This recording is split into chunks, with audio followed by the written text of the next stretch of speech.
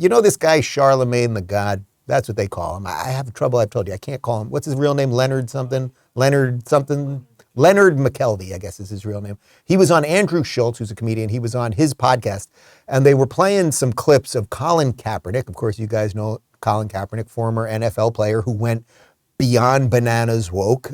He's no longer in the league and now is basically one of the leading proponents of wokeism everywhere. Everything's racist, including his adopted parents, his white adopted parents who adopted this little black boy. He's going off on them these days.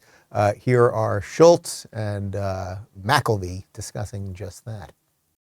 This is hilarious. No. Colin Kaepernick says he knows his white adopted parents loved him, but they were very problematic things that occurred during his upbringing. Oh, your hair's not professional. Oh, you look like a little thug. Your mom said that to you. Yeah.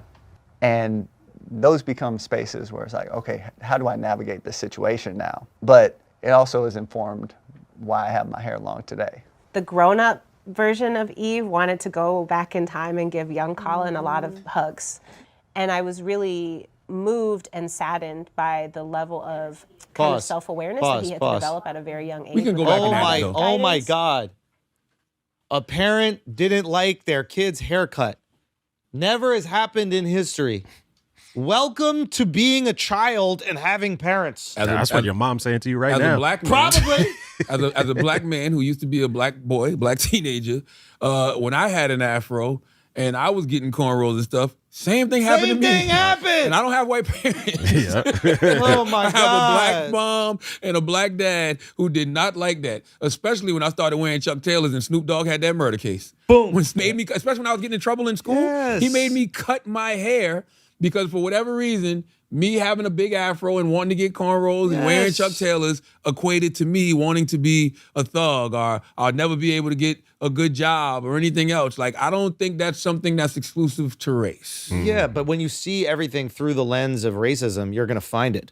And that's what he sees right here. Yeah, that's quite right. I mean, it's an offshoot of something I say all the time. If you see everything through that lens, then you'll always find racism. And what the problem is, then when real racism shows up, you don't even know what to do with it.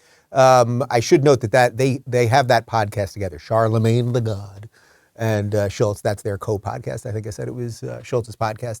But what's interesting about this also is that Kaepernick is doing something that I think many young people, youngish people are doing, and he's not even that young anymore, right? He's got to be in his probably late 30s at this point, which is that you're focused on what you perceive to have happened to you many, many years ago. Like if you are an adult, if you are somewhere, I'm not even talking about in your 20s, I'll grant everyone the weirdness of the 20s. Once you are in your 30s, let's say, if you are still going, man, that thing happened to me in 6th grade. In 6th grade, I was bullied by that guy, or that teacher wasn't nice to me, or my parents wanted me to pull my pants up. You have an actual psychological condition that you have to deal with, that you have to actually confront.